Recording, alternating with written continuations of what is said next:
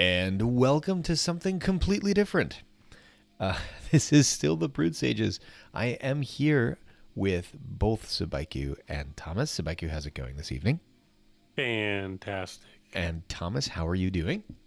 Doing pretty great. Well, I'm glad to hear that. We are the Brood Sages, as usual. If you want to get in touch with us, you can always look for us in the Discord server. You can email us at thebroodsages.com, or you can find us on Twitter at broodsages.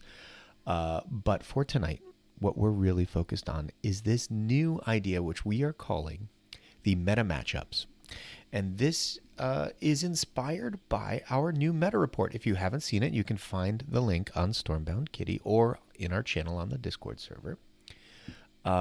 This is live. What you are seeing right now is, in fact, the current state of the meta based on what has happened over 3-day periods since the start of the season. And one of the things that we wanted to be able to do to help our listeners out is provide some ideas on, since it isn't a perfect balance, a perfect distribution, if you will, of different decks, that must mean that there are decks that are favored into the meta because more of the thing they want to prey on is being played. And so Thomas proposed that we put together some matchups, some 1v1s. Subaiku and I took the reins of the decks this time, although it'll alternate every time. And we are just going to bring you through the matchups we did. We did a Shadowfen Rush versus Shadowfen Midrange. Here, I will show you the current pie chart. Oh, well, actually, you know what? Since it's just the start, I don't think I'll bother showing you the pie charts. Let's just keep it here at the bar. We did a Shadowfen Rush versus Shadowfen Midrange. We did an Ironclad Rush versus Winter Rush. And then we did an Ironclad Rush into Swarm Midrange. And you'll get to see all three of those. Without further ado, guys, why don't we just dive in? So here we are into the first game. Subaiku, what's going on? Yeah, I'm playing a Shadowfen mid-range deck. You can see Siren and Bragda in my opening hand. Not the greatest start for me here, so, play the only card I can. Yuck. Yeah, I am equally dissatisfied with my opener. I'm going to float mana here. But I might as well just put the most stats on board, so that's what I go for. Right, and now I really have no weight in my hand to deal with that. I'm left with the choice of, do I want to throw away Bragda this early in the matchup? And knowing that I'm playing defense, do the best that I can here to try to just take advantage and get some value out of my Toad.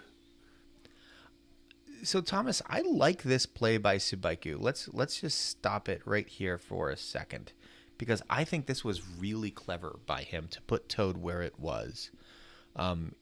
It's really difficult for me to clear Toad here, is it not? Well, I mean, you have Limelings, but he doesn't necessarily know that you've got a runner, and so that's just going to be the most consistent way that he's going to be able to get a value off Toad. There's many times where people on their opener will play like a Gifted Recruits, and then the opponent plays Toad in the same column, because as the board state advances, you're going to get value out of that Toad, unless the opponent obviously does something. So that's exactly what Subaiku did right there. Yeah, that's true. We actually had a very special interview recently in which our interviewee suggested that that was his favorite way of opening in the Shadowfen matches. I'm supposed to be the aggressor here, though. This is a rush deck I'm playing into a mid-range. So the idea of taking 3 mana worth of stats, Subaiku, and putting it into your Toad is not necessarily the kind of turn I want to have. But you've forced me to play at least somewhat defensively here, right? Or at least in such a way that you limit my defensive potential. I think that's really what it is more than anything else. You're just not letting me get a ton of value out of the Toad. And in fact, it ends up working out okay for you. Right. So now go right ahead, Thomas. Oh, well, I was just going to say on this turn, it's very obvious that you don't want to try and smash into the base, because if you did that with Limelings and Wild Saberpaws, then Toad's going to get larger and you're not going to have any fronts. So you need to put Limelings into Toad and then probably Rain of Frogs. Right, but once I saw the saber paws, there was at least the thought for a minute of, is it worth, since I'm going to put Limelings into Toad, I'm going to advance my front. At that point, I can spend the last 2 mana either for Rain, or I could just take 5 off the board, could I not? I know Subaiku says defense is for suckers, but if you do that, then you will lose out on both your runners, and next turn you'll have a Rain of Frogs, and you may not even have a way to advance your board. So you need to do Rain of Frogs to keep some board state, because even if he did play something that could wipe out your entire board, you now have Wild Saberpaws to advance your front line again on this next turn. Subaiku, Yeah. how interested are you in having Beasts of Terror right now? Well, it'd be a nice tech for this matchup, but Fluffy is not terrible either. You Not know, at all. it'll confuse the frogs. If you get lucky, you clear some off the board. If you get unlucky, you don't clear any. But in general, you're really really likely to at least reduce the power level that your opponent has. And in fact, you do quite a bit here. This was a really good turn. In fact, to the point that Witches would just be a clean clear.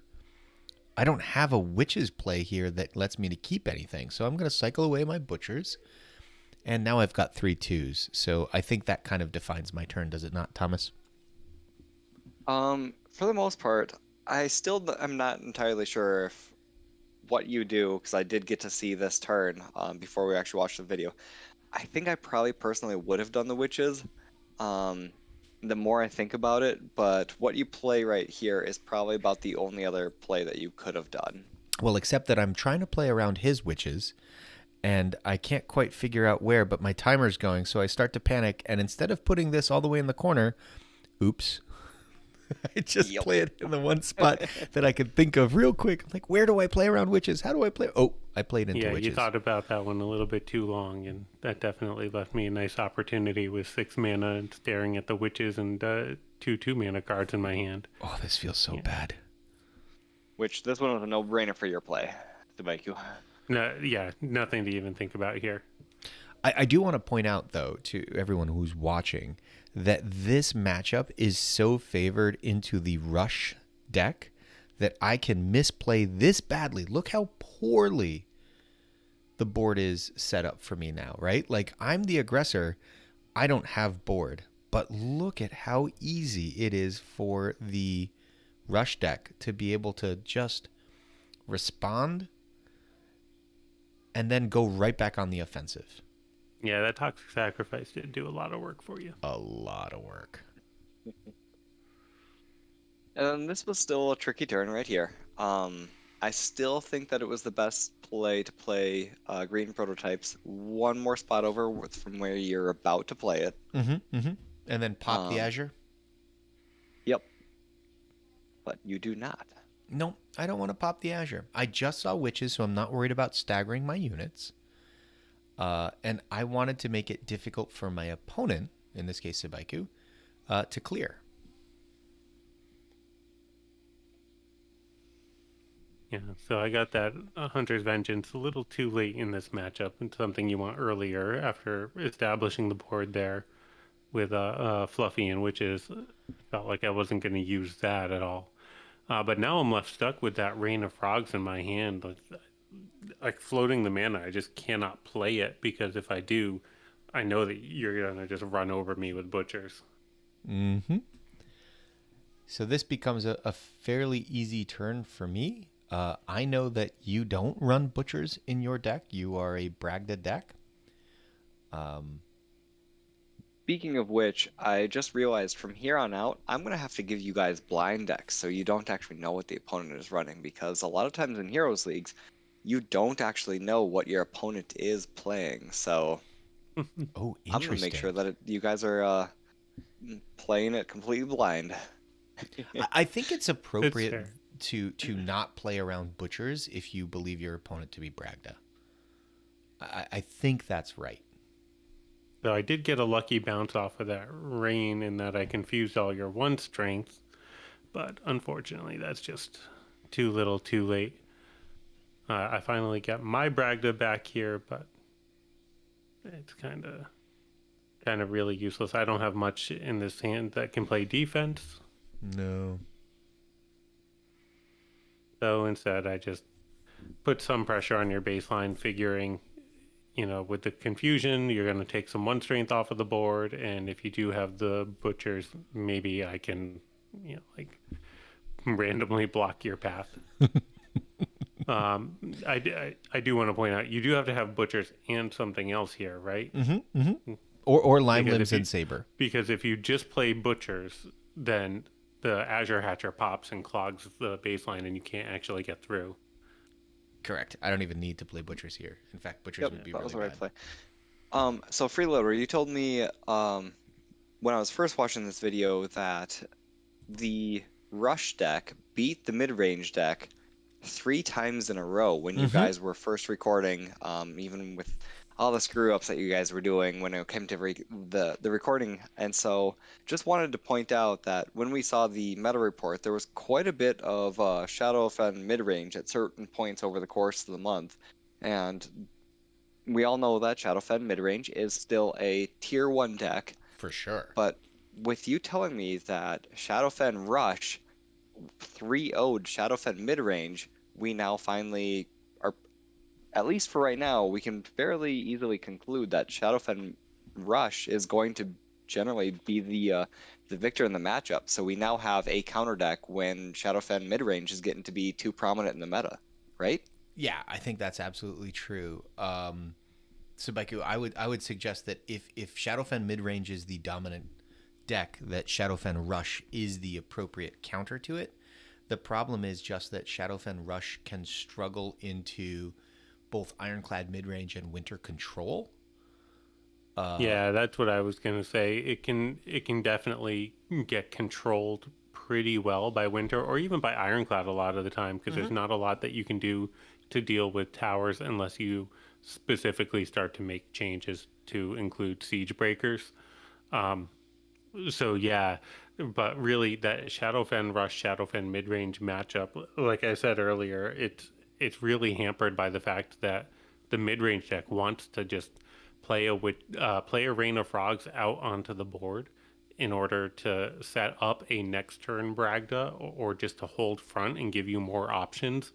And you cannot do that against a Shadowfen deck. If you think that they're a rush deck, you're going to get punished by the Obsidian Butchers so hard that it's really very difficult. Yeah, so I think that's what our listeners should think of is in a meta that is being dominated by Shadowfen midrange, this is the wonderful cue into it. But in a situation where the meta is starting to shift away from Shadowfen midrange to something more controlly like Winter, Rush starts to get outvalued relatively quickly. Winter Rush, what is that right now? Winter Rush, we're about to see Not it. a meta deck. No, not a meta deck, although it was a month or two ago. Well, I want to go back to that Shadowfen midrange though, because I think there's Sure. one other thing that I can say that is important here, and that's that Shadowfen midrange deck that I was running had Hunter's Vengeance in it, and you saw me not draw it early, and then late I had to throw it away because it was useless. Like, Azure Hatcher is not something that you want to pop for your opponent a lot of the time. You can very much tech it for the anti-Shadowfen matchup by taking out Hunter's Vengeance and putting Toxic Sacrifice in to do a very similar function, try to clear the board, but now the unit types of your opponents are not as much of a concern. Yeah, I like Trekking Alderman also in that spot. Same mana cost. It's actually a unit which can slowly put pressure on the board. Bragda makes it actually kind of a fun card to play. But also it handles Rain or Azure really well. And so if you're looking to tech, I actually don't think that Toxac, because Rain can just kind of get all over the board, it often makes Toxac really hard to get good value out of. But Alderman is really fantastic in that matchup. So that's where I would go. I don't know about you, Thomas. No, I think that's fair. And then, as we all know, Ironclad mid-rangey rushy is a very dominant deck in the meta, and Trekking having 7 strength does a okay job at cleaning up scrap planners, which we will see in a second here. But so yeah, I mean, great against Shadowfen and then decent against Ironclad. 2 very prominent decks. It's totally acceptable card. Yeah, for sure. So we will continue. Our next matchup is a Shadowfen rush, pardon me, an Ironclad rush into a Winter rush. Subaiku will be playing this time on the bottom. I'll be playing on the top. And go right As ahead. Thomas mentioned before, Winter Rush is not particularly relevant in the meta right now. You're not going to run into it a lot, but that Ironclad deck, you're going to see that or a variation of that all the time. So we wanted to point out the counter deck here. We think that this Winter Rush deck, specifically Icicle and Giovanna, is a pretty good counter to the Ironclad deck. Yeah, it turns out this particular build, which was the one that I played into it, I don't think Tiger's as good as Hearthguards. I think Hearthguards would have been a better thing. We can discuss that afterwards, but let's see how it loads up. And so I get to go first. I cycle and I get my golden opener, right? I get to play green Protos and a 2-drop with it. This feels really good because there's really only like 1 or 2 card combinations that my opponent can have to punish me. So I have 3 2-mana cards. I'm going to play 2 of those this turn. And then I realized, I can throw one of those away and hope for the dream, and the dream happens. This I is get to ridiculous. Go Green Gale into green prototypes, and that works out okay. I want to point out that you could have played your opening a little more conservatively, Freeloader. With the Hearth, which I personally would have done indefinitely. It sounds like Subaiku has also played this Zoo deck quite a bit to understand that the Hearth is the turn 1 play of the deck. It does a good job if you can start landing some units, and it very much depends on how quickly your opponent can get across the board. So it can be punished by Yep. something like the Green Gale that we just saw, but it's You got a pretty good chance of surviving. Yeah, you also do that because psychologically, your opponent, when you play the Hearth, they may think that you're going to follow the turn with Hunter's Vengeance, and so they may play one larger unit rather than trying to rush across the board and just Mm-hmm. get wiped out. yeah. That green Gale into green Protos, I believe, is actually what won the game. So After, here I took the damage with the Saber Paws on this turn. I I don't think know if that was that is the definitely the right play. With this Definitely the right deck, play. you just smash in the face because eventually unhealthy hysteria is going to win you the game. Yep. Plus, it really limits. I know on 5 mana he wants to play Icicle Jev, and the Giovanna now is only going to remove a 1 strength unit because I didn't leave him anything else on the board. but I have to clear the front, right? Like, because Icicle Jev, if I don't take it this turn, you're gonna have units on my baseline, and those can't get Jev'd. So if I want to use Giovanna, it has to be this turn. I've got to play it. The other nice thing is I know you're running Ozone Hysteria. Not having to play Giovanna on my baseline is like a premium thing because of the danger. I'm already at 15. Taking another 7 would be brutal. Or 8, pardon me. Yep. So I decide not to draw into Hysteria. I had a pretty good shot if I cycled into it, but getting good enough scrap to value here, I think, is fine. Mm-hmm. Yep. So at this point, I'm so far behind. I think I have to try to take a risk. The safe play is Tiger into your scrapped with a 2 health left over. But I decide instead that the better course of action is to try to be aggressive with my Tiger. So I clear the unit in front of Giovanna. This makes Windmakers really bad, which was kind of my thought process. Uh, so you can see I play Tiger. I clear the 6. I leave a 2 health in front. So Windmakers won't work into this. I am risking allowing a lot of damage to my baseline by letting the scrap go around. But I don't see any way that I'm winning the long game in this matchup. Thomas, what do you think? Um, I think you'd be surprised. You can get some pretty good 25 plus power turns on your good Zev turns, and so I do think that was too aggressive for sure. And so you'll continually see over the course of this match that you just keep getting beaten back, and the scrap planners just running across the board is not something that you want the Ironclad player to be able to do. Yeah, there's Yeah, really no way for me to clear it at this point, right?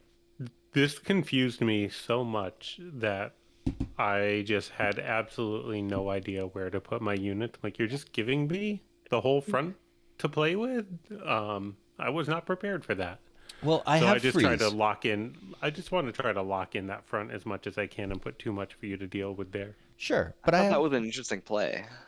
I I'm have not sure if freeze, so I'm not too worried, right, about the tower. I'm actually going to make it so that you can't ever play Hearthguards. I'm just going to freeze the scrap. I'm going to freeze stuff.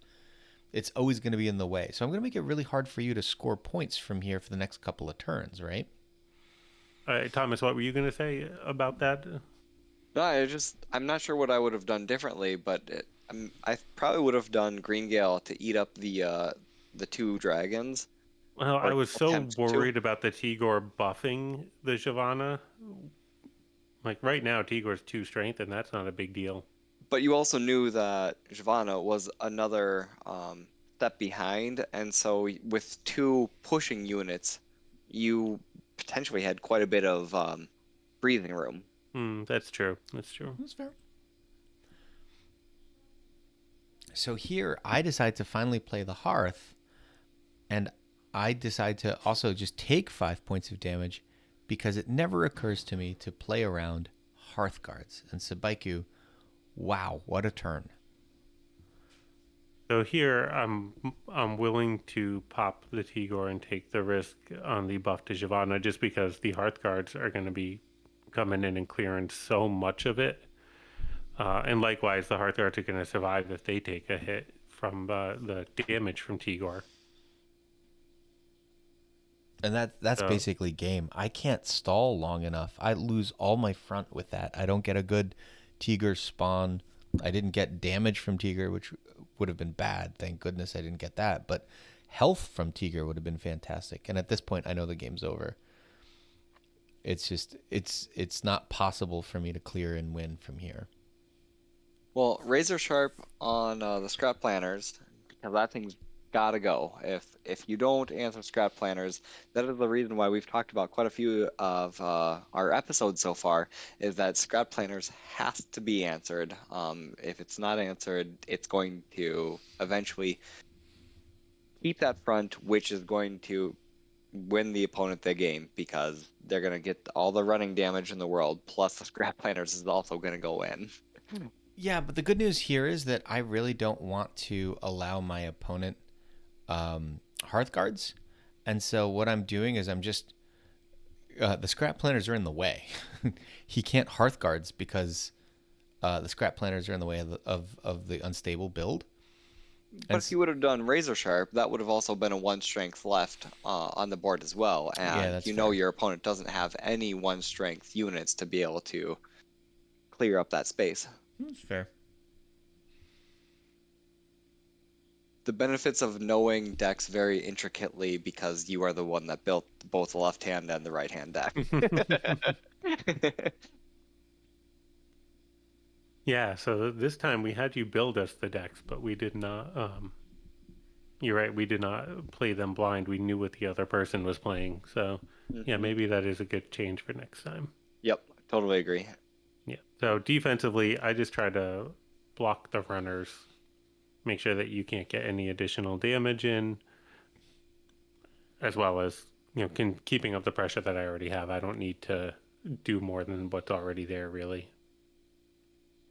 Yeah, there's nothing left for me to do here. There's no defense. I have one unit that moves in my hand. So really, the only thing I can do is try to set up an Ubis Hail Mary, and that's what I do. Is I just try to see if I can somehow win by a couple of lucky pings from Ubis. But it was really like the Zoo deck needs to be the Winter Rush deck really needs to be the aggressor. This particular build of it, like without Hearthguards, can't throw a Hail Mary kind of thing aside from Ubis. And after that Green Gale opener with green prototypes, I was just always on my back foot. So moving into game 3, this is a fairly standard Zuri mid-range swarm deck into an Ironclad Rush deck. Subaiku is running the swarm deck. I'm running the Ironclad deck. And Subaiku, what do you got? I got Zeri in hand, so I'm just sitting pretty. I'm just going to open up with filling out the mana curve, and I like to play the prototypes back and the goats ahead to force you to play a little more defensively and just make it a little more likely that the green prototypes are going to survive a couple turns to when Zeri will get down. That's fair. I guess I just want to ask, since this is the early stages of the game, and generally most plays don't really matter too much, in your opinions, which one is actually the favored deck? I feel like it's almost a coin flip in my personal opinion. I'm just curious about other people's thoughts. My thought. Go ahead, Go ahead. Subaiku. My thought is that the rush deck is favored into the mid-range swarm deck. There's not a lot of cards in this particular build that play defense. You're really reliant on getting out into the middle of the board and getting Edric down. There's no other real way to recover. A lot of your cheap cards don't move, like Head Start and Summon Militia and Doppelbox and Saberpaws. They don't defend for you. You just have to eat up space and make your opponent react to you. See, and I look at this from the opposite standpoint. This rush deck doesn't have Windmakers, which I think is the prime tech card against mid-range swarm. And without it, I don't think the rush deck can get there fast enough. It can't play enough. Like, look at this board that Subaiku has already built. He has, two. Hey, we just saw a turn or a game ago, a green gale and a green prototypes and wipe out your board.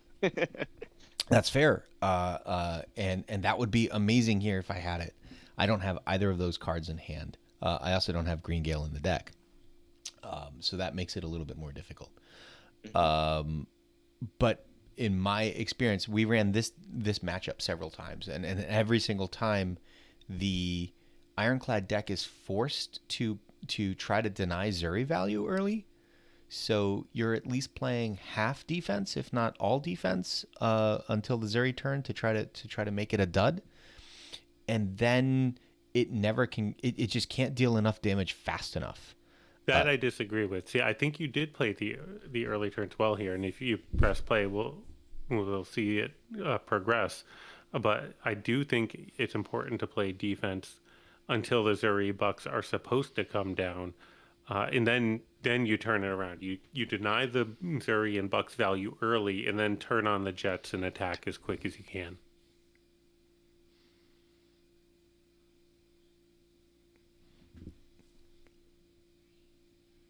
So I had to think about this turn quite a bit. I really thought about using scrapped planners and just scrap planners, but I decided that it was better to hold scrap planners and instead put the Trekking Alderman in a place that's going to kind of deny Subaiku the ability to really pressure me across the board.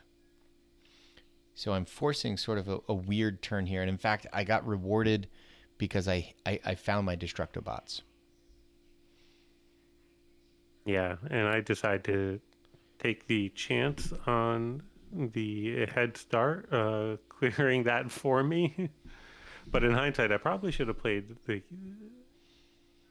No, this was right. I think this I was think right. this was right. I think this was right.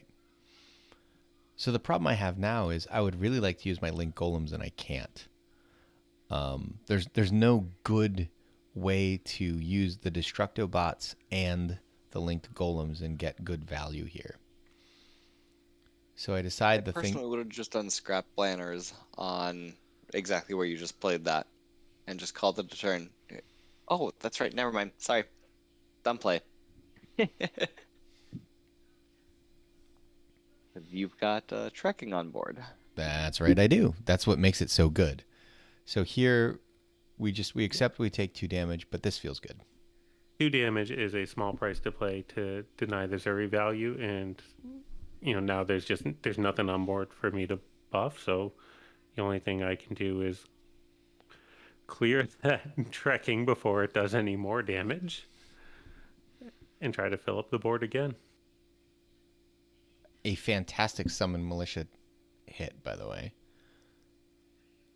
So I don't actually want to block your unit. I want to put bucks in front of Oh, your unit next turn. I definitely wouldn't have played right there because of well, I guess again, you knew what the opponent's deck was, so you knew that Green Gale wasn't in there, but that would feel real bad to have Mm-hmm. a Green Gale turn against that. So in a blind board, you definitely put the Doppelbox over on the opposite side of the board in the same placement, because then Mm-hmm. that if the opponent somehow wasn't able to answer that, you still have a Zuri play. I've Well, seen too many. Green Gale would eat that up on the other side of the board too, though. It would, but this one just seems too easy to, yeah, be able to answer like that. Yeah, Not necessarily with. my thinking was if he throws scrap planners into it and just kind of hopes to eventually eat up the column, at least there's one left on the board, and That's I why I can was go over scared. the top That's with why I was Zuri. so scared of playing scrap planners. I'm like, oh gosh, if I do that, he's gonna go right over the top of me, and then how do I clear Zuri? So you did manage to clear me. Again, I have no target for Yeah, but Zuri or Bucks, this is but game. This is Yep. that's it. That's the end of the they game have right there. the lucky saber paws to move my front to give me the double Edric really helped out. Triple Edric, yeah. No, that's game. And I think that's all it takes to beat a rush deck with Zuri midrange. I don't believe there's a way to get back from here. I get fantastic value. Yeah, you can still clear my board I here. do clear your board, but it doesn't matter. It's enough. It's not enough. I'm not pressuring you, which allows you to build a board. So you could have put the trekking over on the left side of the board and only taken 3 damage to it instead of 5. Yeah, yeah. No, that was a little bit of a misplay for sure. But like, we've already hit a point where, and you can see. I mean, I've been sitting on the hysteria specifically for this play, so this feels pretty good to me.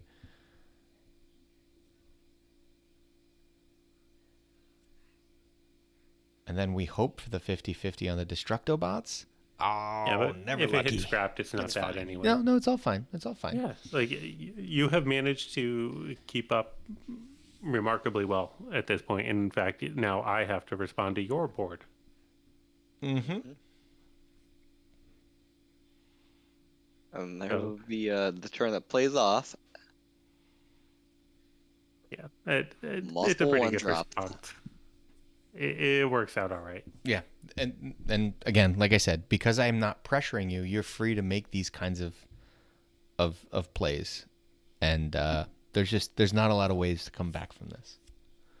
Yeah, but look at my hand. Like I can't clear that 5. You know that you're gonna at least get 5 in, and that's Hearthguard's range at that point. I mean, it's several turns before I'm going to be able to play Hearthguards. Which Hearthguard has to go. You just want to be able to play your entire hand. Is that what you do? No, No, it's I not. cycle away the green protos because the green protos can't trade into anything.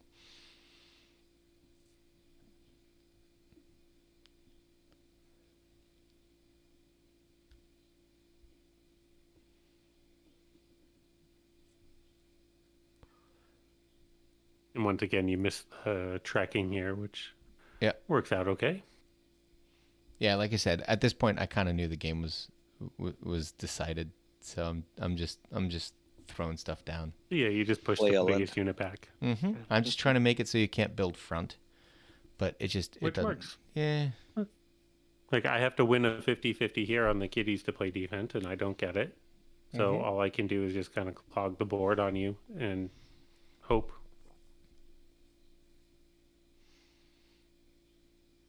But you deny me value from the Edric, and I have to throw away Head Start because there's nowhere for that to land. So right. that Yeah. it's good. Mm-hmm. Yep. But in Yeah. in the long run, it's just there's not a lot I can do. I don't have Ubis in this deck, so I can't like chip over the top. I need to put units on your baseline. I need to put unstable build near where I can threaten with Hearthguards.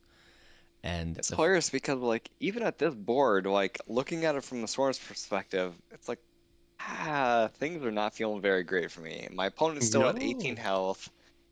This is pretty Yeah. threatening. My opponent is at 18 health. I'm at 13 with some stuff I can't clear on my baseline. Like And I know it's they can one-shot worrisome. me at this Yeah. point. but yeah, the whole time I'm playing this, like I just know that there isn't an outcome here that I can win from.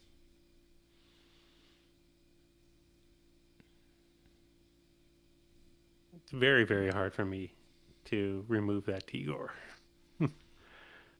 Yeah, but like look at the pressure you're putting. Not yet, but in a second here.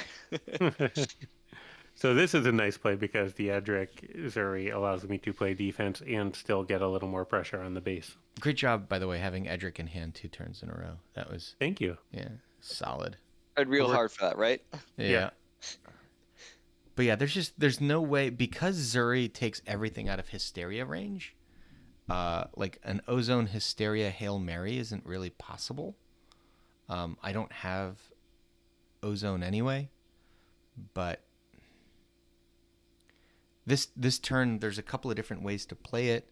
I think the right thing to do here is to actually Hysteria the 5 on your baseline and knock you to 3, Subaiku, and then just put my unstable build to the side of your Bucks, so that way the Bucks can't be Forgotten Souls in. And instead, I try to put this forward so that I can somehow, because I'm still not even in Hearthguard's range, right? I need an activated Hearthguards. So I put But this is a good defensive play here. but it's too easy for you to just clog the board again. You have the benefit of inevitability. I'm the one who has to find a path for lethal. I think it would have been better for me to knock you to 3 because then any runner that I manage to find manages to do it. This is brutal. This is the only card the only way in my deck to clear an unstable, right? Like it's the only thing big enough, and this is the only way to push it forward. So I actually win if the Forgotten Souls doesn't get the Bucks buff there. This is my win right here. On this turn, I can win the game, except that you got the buff onto the Forgotten Souls. Otherwise, there's the 12 in hand. I can. How win. would you win this?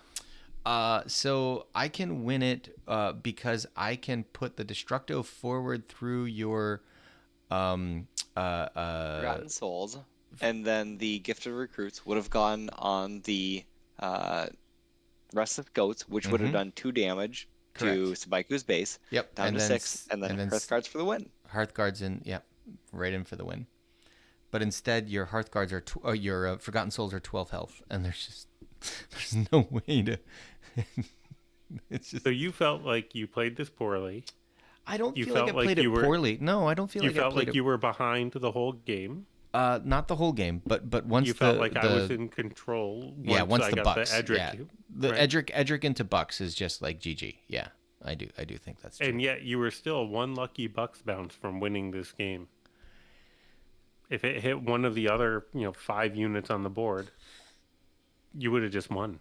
Yeah, no, that's true. I don't feel like I put myself in a bad position, but I feel like the matchup is such that I have to get lucky in order to have a shot, right? Like that's what I feel is that I am I am unfavored, and so things have to go my way, and they didn't. It's okay that they didn't, because they're not necessarily always obligated to do so. But I think I would have had to have gotten lucky in order to win the game.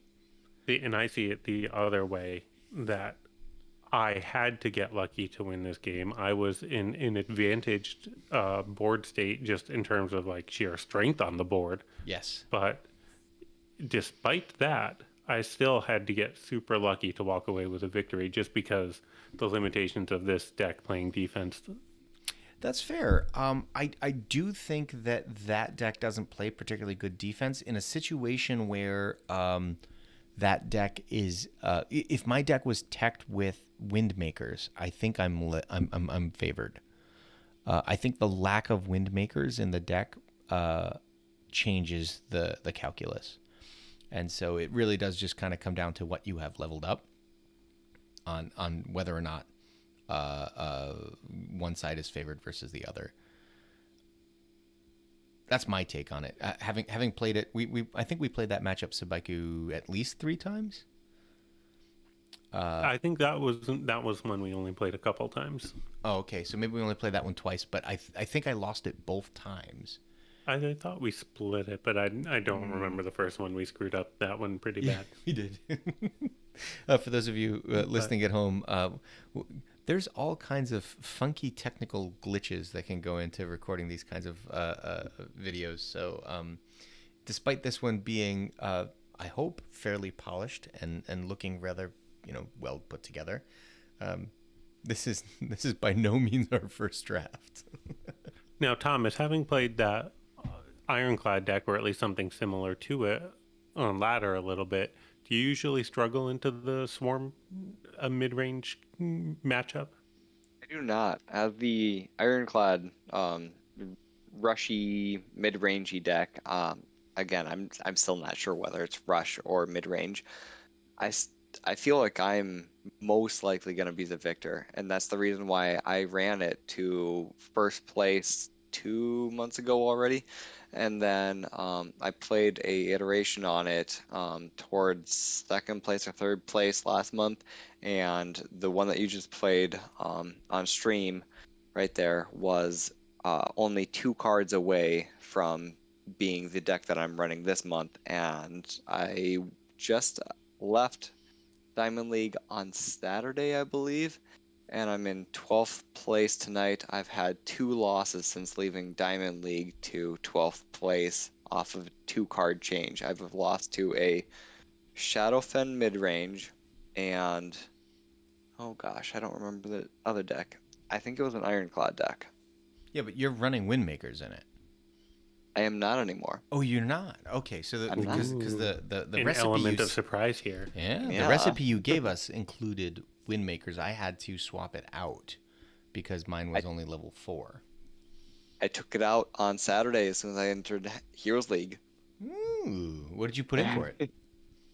I guess you'll find out at the next podcast.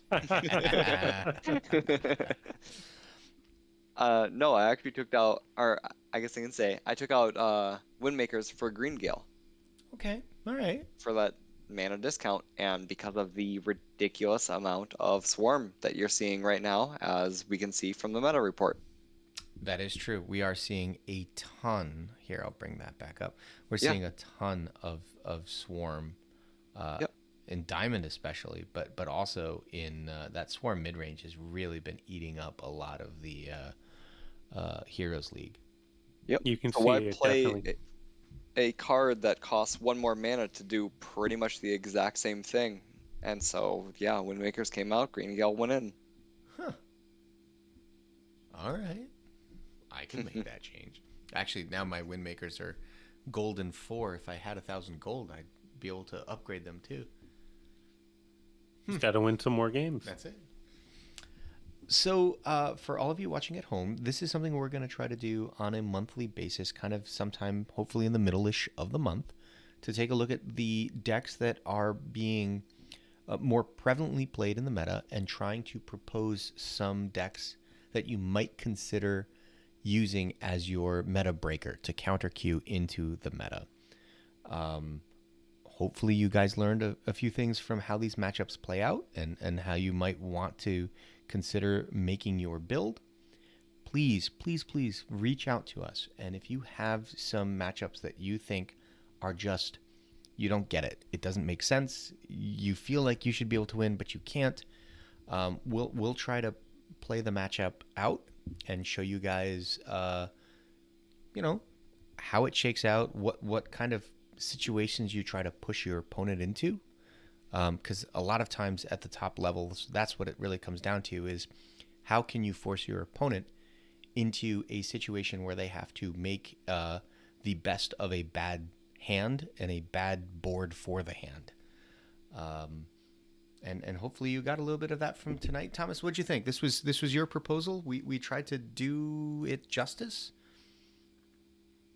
I'm very excited to keep doing this going forward. I'm really excited to see some people's main meta decks that they think that should be much more prevalently played, and the reason why, especially if it's going to be really good against, I mean, we're looking at right now, like Ironclad mid-range is like 30% of heroes and easily 30% of Diamond League as well. And if someone's got a deck that just crushes 30% of your matchups, Do it. I'm interested in seeing your deck list. And Subaiku, is this a bit of fun? Yeah, this was great to do. It was nice to go back and revisit the games that we played. I don't actually do that much, despite putting games up on my YouTube channel. I never go back and watch them. So it was nice to go back and look at these turns and think about what I could have done a little differently to maybe improve my chances at winning. Yeah, so hopefully we can make better decisions ourselves as players, but more importantly, hopefully we make better decisions to help you guys make better decks and better decisions into the meta. Yeah, that's going to be the goal of this. Hopefully you guys enjoyed the meta matchups. This was episode 1 of the meta matchups. Look for episode 2 sometime next month. For Subaiku and Thomas, I am Freeloader. We are the Brood Sages, reminding you to stay hydrated.